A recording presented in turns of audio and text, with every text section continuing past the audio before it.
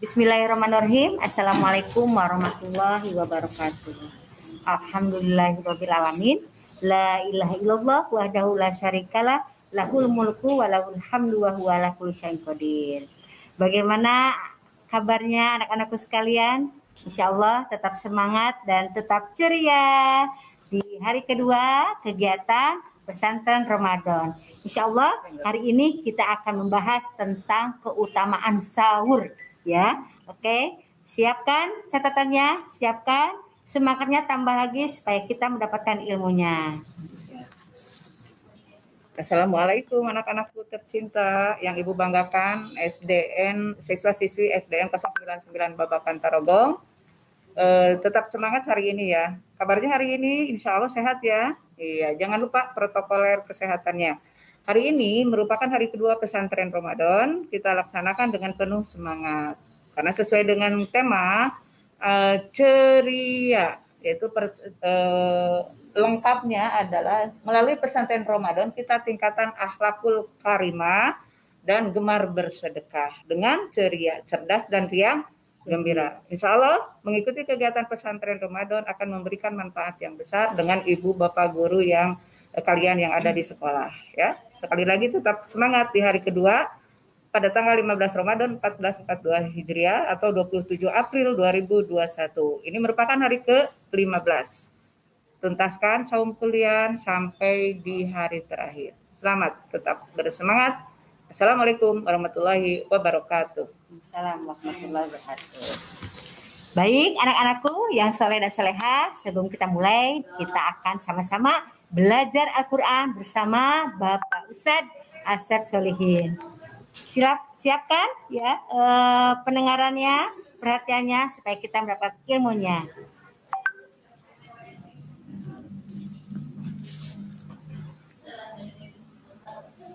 Assalamualaikum warahmatullahi wabarakatuh. Gimana anak-anak? Sehat semua? Alhamdulillah ya.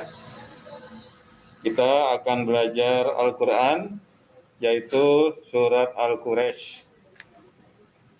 Kita mulai saja.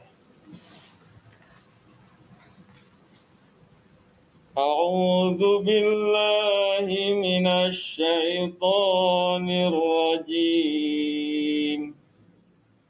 Bismillahirrahmanirrahim. Li'ilafi Quraisy ilafihim rihlatash syita'i was-sayf falyabudu rabba hadzal bait alladzi at'amahum min ju'in wa amanahum min khauf. Itulah bacaan surat Al-Quraisy. Selanjutnya Bapak akan membahas tentang mad tabi'i ya. Mad tabi'i itu artinya bacaan yang asli yang harus dibaca panjang. Berapa harkat? 3 harkat ya. Contohnya tadi pada bacaan li'i, la, li'i. Nah, di sana dibacanya panjang 3 harkat. Kenapa? Karena kasroh menghadapi ya mati atau JR menghadapi huruf ya mati. Itu dibacanya mad tabi'i. Panjangnya 3 harkat ya. Kemudian pada kata Falyabudu, nah di sana juga dibaca panjang, yaitu mad tabi'i, yaitu harokat domah menghadapi waw mati. Dan yang terakhir pada kalimat milju, nah di sana juga dibaca panjang, sama seperti yang tadi, yaitu 3 harkat ya. Kenapa? Karena ada harokat domah menghadapi wawu mati. Itu gitu ya.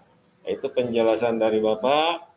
Mudah-mudahan kalian paham semua dan tetap bersemangat dalam mengikuti pesantren Ramadan ini. Wabillahi taufiq wal hidayah. Wassalamualaikum warahmatullahi wabarakatuh. Alhamdulillah anak-anakku yang soleh-solehah, kita sudah belajar Al-Quran. Ibu bermohon kepada Allah semoga kita diberikan syafaat ya di akhirat nanti, mendapatkan syafaat dari Al-Quran apa yang sudah kita baca. Amin ya rabbal alamin. Baik anak-anakku, kita sekarang akan mendengarkan ya materi yang akan disampaikan oleh Bapak Muhammad Cahyadi. Pada beliau kami silakan.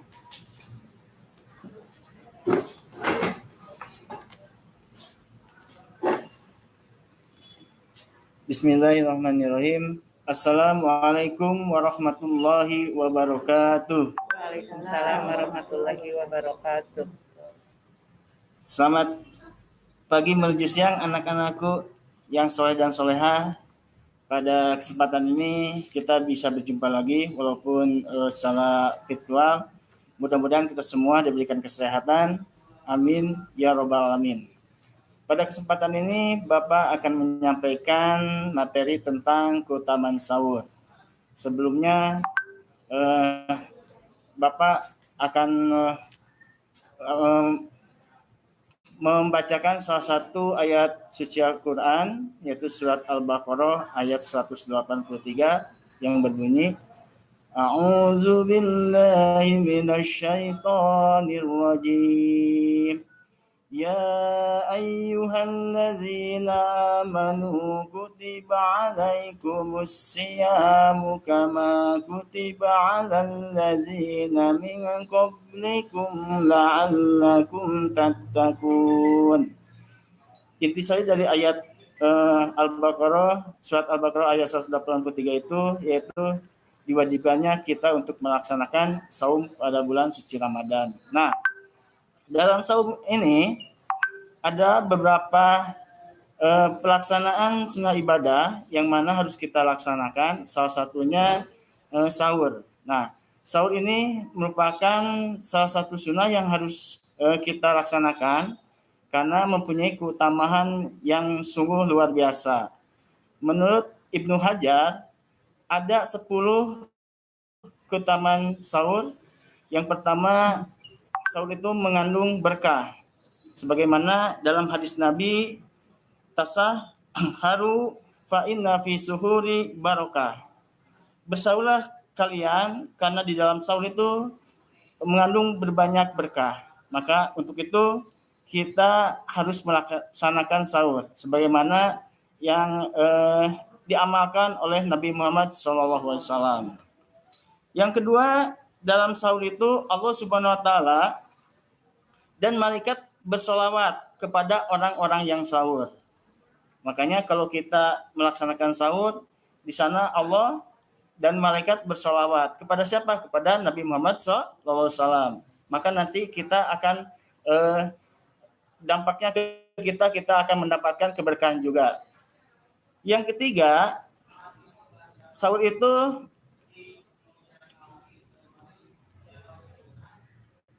mengikuti sunnah Nabi Muhammad SAW. Jadi sahur ini adalah perbuatan Nabi Muhammad SAW. Makanya kita harus melaksanakannya karena Nabi Muhammad memberikan contoh kepada kita, yaitu bahwa sahur itu sesuai dengan ajaran Nabi. Kalau kita tidak melaksanakan sahur, berarti kita tidak mengikuti sunnah Rasulullah Shallallahu Alaihi Wasallam. Keutamaan sahur yang keempat, yaitu sahur itu pembeda dengan puasa ahli kitab. Kalau kita Muslim, kalau dulu ahli kitab mungkin orang-orang yang percaya sebelum kepada kitab sebelum turunnya Al-Quran. Mereka tidak bersahur. Nah, kalau sebagai Muslim maka kita harus melaksanakan sahur. Karena kalau tidak sahur itu sama dengan halnya menyiksa diri kita sendiri. Maka wajib kita untuk melaksanakan sahur. Yang kelima, keutamaan sahur yang kelima yaitu menguatkan badan dalam melaksanakan ibadah puasa.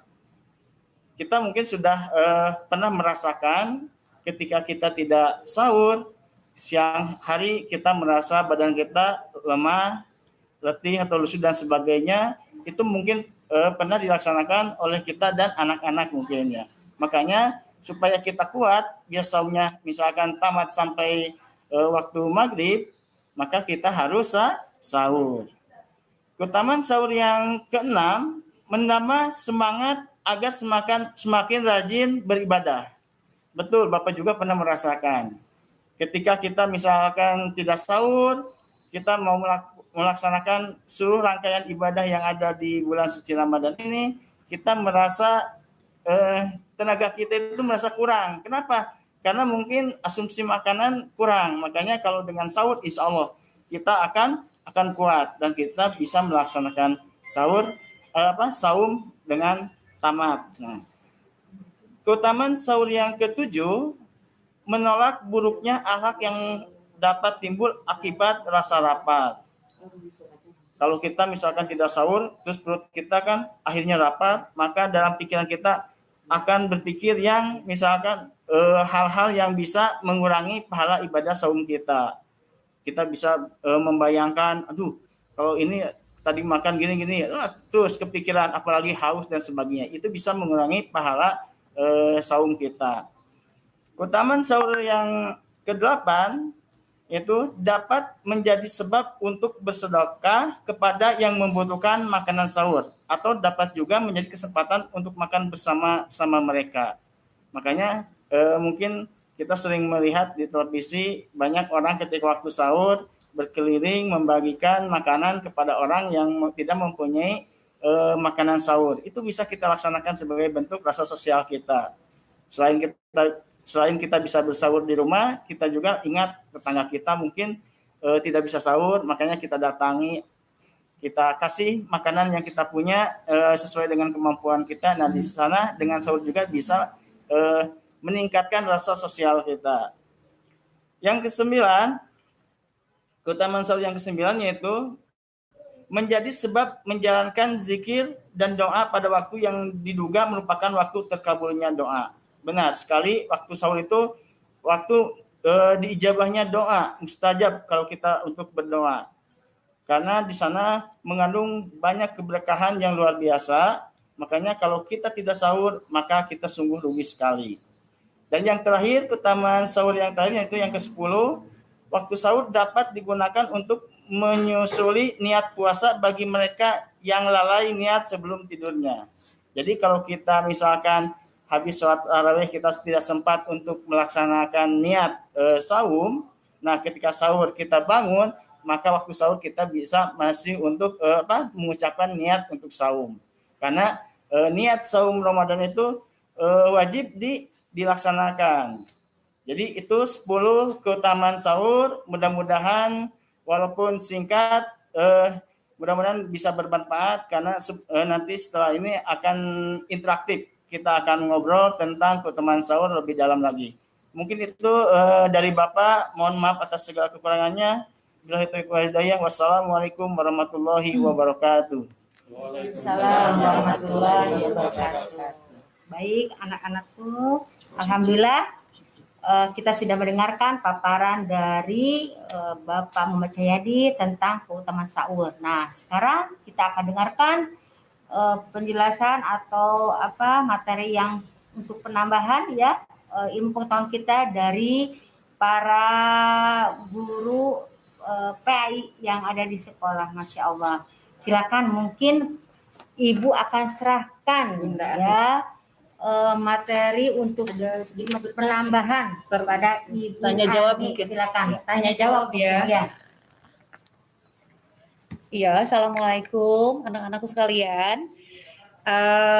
Ini ya, subhanallah, masya Allah, ternyata keutamaan sahur itu banyak sekali ya. Alhamdulillah. Nah, mungkin terbersit sama anak-anak sekalian. Ingin bertanya Pak Muhammad Cahyadi ya, Pak Deden ingin bertanya. Nah, waktu utamanya sahur itu sebaiknya jam berapa gitu ya, itu Pak Deden. Mangga.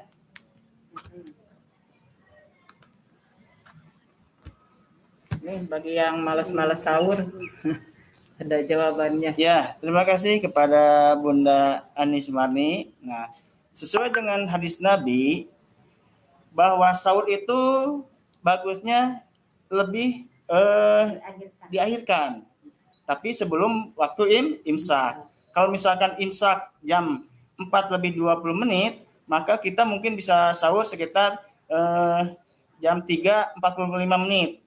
Setengah jam mungkin ke waktu imsak. Supaya kita jangan misalkan masih ada waktu untuk melaksanakan makan sahur. Jadi tidak terlalu mepet. Terlalu mepet juga itu tidak boleh Tidak karena bagus tidak bagus. Takutnya ketika kita misalkan lagi makan terus bisa tergesa-gesa. Yang penting kita laksanakan sahur itu tidak misalkan jam 2 atau jam 1, nah itu jelek. Yang penting sesuai dengan patokannya waktu imsak, misalkan jam 4.20 ya kita sebelum waktu imsak sekitar 30 menit sebelumnya atau misalkan 45 menit sebelumnya. Itu mungkin waktu yang bagus itu. Jadi mengakhirkan waktu sahur tapi bukan mengakhirkan pas waktu imsak, bukan. Itu tidak boleh ya. Mungkin itu. Tapi Mungkin yang ada tambahan. Gini, Ya. kalau katanya gini bahwa waktu imsak itu bukan waktunya kita tidak boleh makan iya, juga. betul. Hanya kalau kayak di dalam tetap aja azan. Kalau di dalam lampu itu kan ada lampu merah, hijau, sama kuning ya, lampu lalu lintas. Nah itu adalah lampu kuningnya, lampu hijaunya kita yang tadi yang sangat yang disampaikan oleh Pak Ustadz gitu ya. Nah kemudian ada yang lampu kuningnya, yaitu dengan imsak. Nah boleh minum, boleh ini gitu kan. Jadi tapi kita tenang, tertib ya. Kemudian setelah itu azan, nah itu baru lampu merah, gitu ya, itu mungkin ya, gitu betul Pak Ustadz? Betul. Iya. Ya, mungkin terima kasih itu bagus sekali dari tambahannya jadi tetap diakhirkan. Cuman waktu imsak itu bukan untuk berhentinya kita makan, tetap berhentinya kita makan ketika kita mendengar azan subuh. Nah itu. Tapi hati-hati ketika begitu kita masih makan imsak udah terlewat, masih ada waktu, begitu lagi adzan masuk, nah itu hati-hati itu ya. Jadi kita harus punya warning juga itu. Mungkin itu bagus sekali. Terima kasih. Tidak boleh mencari adzan yang terpanjang ya. Nah, ya. Ada masukan lagi dari Bapak Asep, silakan. Nah, jadi masalah imsak ini adalah kalau kata orang Sunda itu ngeker ya. Jadi menjaga waktu dari waktu subuh itu jaraknya itu berapa menit misalkan. Jadi yang telah Ibu jelaskan tadi bahwa imsak itu bukan berarti kita berhenti makan.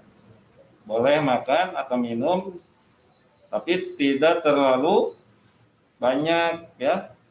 Misalkan belum minum. Iya. Jadi boleh pada waktu imsak itu boleh minum dan makan yang tidak terlalu banyak karena akan sebentar lagi masuk waktu subuh, begitu ya. Kalau masih ada makanan yang tersisa. Ya. Itu ya. Udah? Ya udah. Ya. Ada lagi Ibu, Bapak Guru? Tidak ada, cukup? Ya. Ada lagi yang ditanyakan? Ya, ada lagi yang ditanyakan? Ya, baik. Alhamdulillah. Kita mungkin karena terbatas oleh waktu ya, mohon maaf anak-anakku yang soleh dan soleha. Kita tidak bisa lama. Inginnya sih lama ya Bu ya. Iya. Tapi karena memang waktu yang mesak-mesak. Dan juga kalian kuota. Ya, mudah-mudahan Allah tetap memberikan yang terbaik untuk kita semua. Jadi mungkin sedikit ya Ibu simpulkan bahwa utama sahur diantaranya adalah mendatangkan keberkahan. Yang kedua adalah para malaikat ya bersalawat kepada Nabi Muhammad SAW dan akhirnya kita mendapatkan syafaat dari beliau.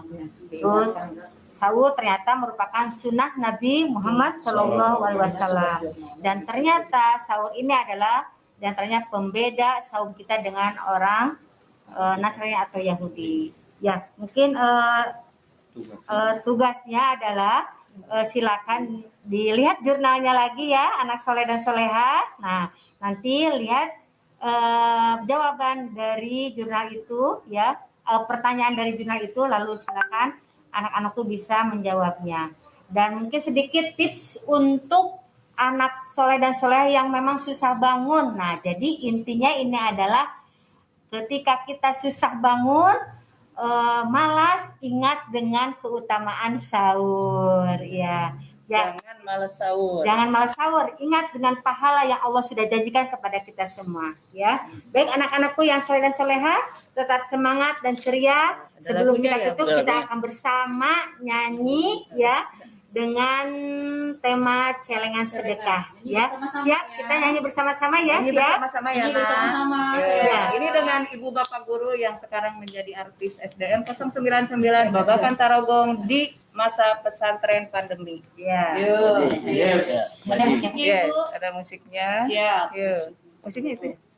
Atau yang ini? Nah, ini aja ya. Yuk. Ntar ya. Anak-anak sudah hafal belum? Masa sih udah berapa Hafal minggu ya. hafal? Ini aja Ibu belum hafal. Sama atuh ya. Yuk. Bu Ya, Ani, Bu. mangga. Yuk. Ayo. Kita dengarkan musik dulu. Oh iya, mana musiknya nih? Oh iya, sebentar ya. Biasa. Bentar ya sayang ya. Ibu titipkan ini karena memang sinyalnya suka ada gangguan. Tolong jangan ngedumel ya. Apalagi kalian belajar menghujat ke sekolah sendiri ya. Doakan saja supaya ininya kita lancar-lancar. Jangan memberikan komen yang tidak akan mendidik kita. Iya. Positif lah. Siap. Siap ya.